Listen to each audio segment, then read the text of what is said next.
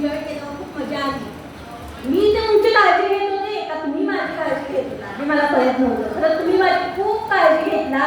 मुली आणि मुलं खूप सपोर्टिव्ह आहेत, असेच तुम्ही सपोर्टिव्ह राहा।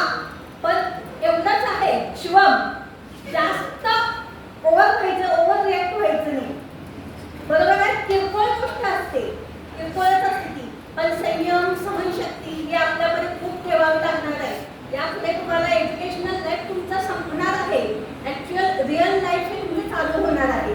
आणि या रिअल लाईफमध्ये तुम्हाला बाहेरचं जग हे कसं असतंय आणि काय केलं पाहिजे आपण आणि काय करायला नको हे समजणार आहे। तेव्हा तुमच्यामध्ये खूप सहनशक्ती ठेवा। कोणतीही गोष्ट असू दे, अगदी कमी पगाराची असू दे, तुमच्यात एक्सपिरियन्स येणं हे खूप महत्त्वाचं आहे।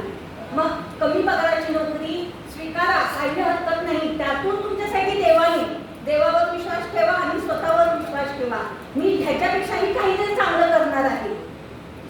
श्रावणीचं मला अनुपमला वागणं खूप छान वाटलं, कारण की कुठल्या देवाची गाणी ऐकते, तिला देवाची गाणी हे ते खूप आवडतात आणि देवाची गाणी तिला म्हणजे मलाही खूप ते वातावरण आवडलं तिचं।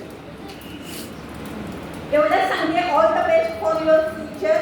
आणि स्वतःवर विश्वास ठेवा, देवावर विश्वास ठेवा, जे काही तुमच्या